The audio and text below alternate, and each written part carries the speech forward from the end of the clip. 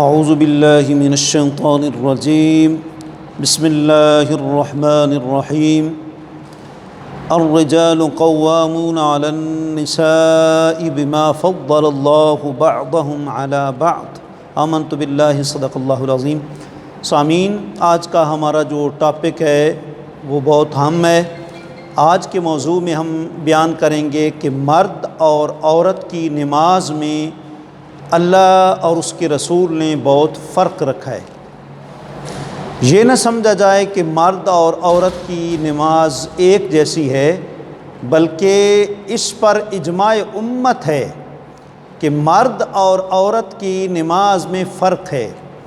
جیسے عام چیزوں میں اللہ کریم نے مرد اور عورت کے معاملات میں فرق رکھا ہے، جہاں جسمانی طور پر مرد کو مضبوط بنایا ہے، بلکہ الرجال قوامون علی النساء کے تحت مرد کو عورتوں کا حکمران بنایا ہے۔ ظاہر بات ہے کہ حاکم محکوم سے قوی ہوتا ہے۔ جہاں یہ ہے وہاں اور بھی کئی طرح کے آپ کو فرق معلوم ہوں گے۔ جو مرد ہے وہ امام خطیب بن سکتا ہے، عورت امام خطیب نہیں بن سکتی۔ مرد کسی ملک کا حکمران بن سکتا ہے، عورت کسی ملک کی حکمران نہیں بن سکتی۔ اسی طریقے سے مرد اذان دے سکتا ہے، عورت اذان نہیں دے سکتی۔ مرد اقامت کہہ سکتا ہے، عورت اقامت نہیں کہہ سکتی۔ مرد اگر بامر مجبوری ننگے سر نماز پڑھے، اس کی نماز ہو جائے گی، اگرچہ مکروہ ہے، لیکن عورت ننگے سر نماز پڑھے اس کی نماز قطعی طور پر ہوگی نہیں، اس کی نماز جائز ہی نہیں ہے۔ اور اسی طریقے سے مرد جو ہے وہ مسجد میں اعتکاف کرے گا، عورت مسجد میں اعتکاف نہیں کرے گی۔ اسی طریقے سے جہاں اور کئی فرق ہیں، وہاں مرد عورت کے اسلام میں بہت سارے جو ہیں وہ فرق ہیں۔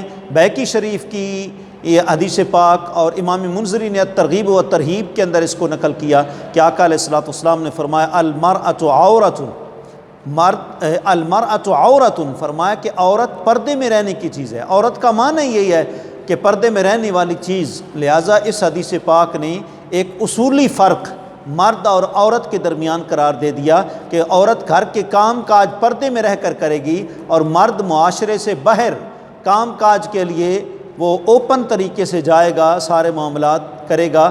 تو دیکھیں البحر الریق شرح کنز الدقائق میرے پاس جو ہے موجود ہے، اس کی پہلی جلد ہے، کتاب الصلاۃ ہے، باب صفت الصلاۃ ہے۔ تو اسی طریقے سے علامہ جو ہے وہ ذیلی کی، جمال الدین ذیلی کی جو ہے تبیین الحقائق ہے، یہ عبارت موجود ہے والمرأة تخفض وتلزق بطنها بفخذیها لأنه استر لها فإنه عورة مستورة۔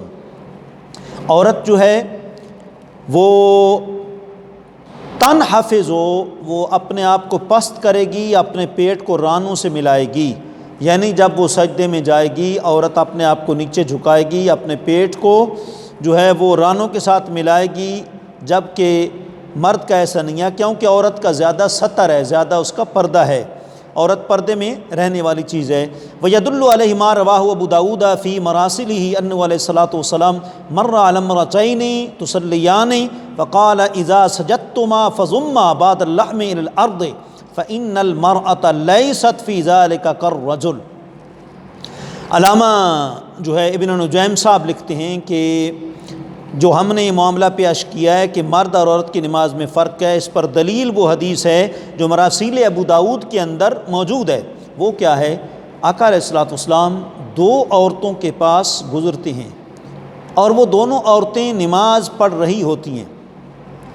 آپ فرماتے ہیں جب تم سجدہ کرو تو اپنے گوشت کے بعد حصے کو زمین سے ملایا کرو، کیونکہ اس معاملے میں عورت مرد کی طرح نہیں ہے۔ مرد تو ظاہر ہے کشادہ رکھتا ہے اپنے بازوں کو، لہذا مرد اور عورت میں ایک جو ہے وہ یہ فرق ہے۔ وذکر الشارع ان المرأة تخالف الرجل فی 10 خصال، اور علامہ جو ہے شارع علامہ ابن نجیم حنفی ذکر کرتی ہیں کہ مرد جو ہے اور عورت ان کے آپس میں 10 چیزوں کا فرق ہے، یعنی مرد عورت کے اپوزٹ ہے، متضاد ہے۔ ترفع یدیہا الی منکبیہا، ایک یہ کہ عورت اپنے ہاتھوں کو کندھوں تک جو ہے اٹھائے گی، یعنی جب تکبیر تحریمہ کہے گی تو کندھوں تک عورت ہاتھ اٹھائے گی، جبکہ مرد کانوں تک جو ہے وہ ہاتھ لگائے گا۔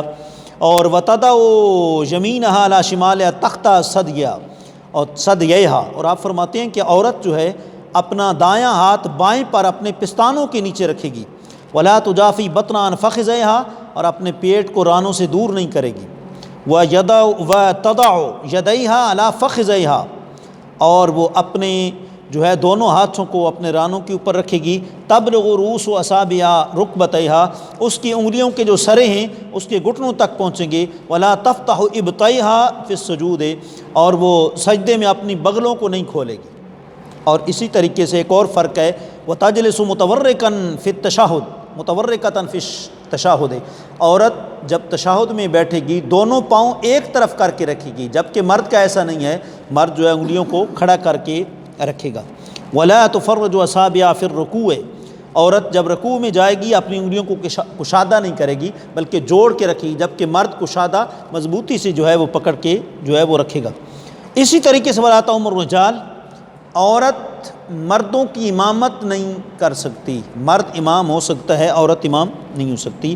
وتکرہ جماعتہن ویقوم الامام وسطہن، فرمایا کہ عورتوں کی جماعت مکروہ ہے، لیکن اگر کبھی کبھار جماعت کرائیں گی کہیں تو پھر وہ ان کی جو امام ہے وہ درمیان میں کھڑے ہوگی۔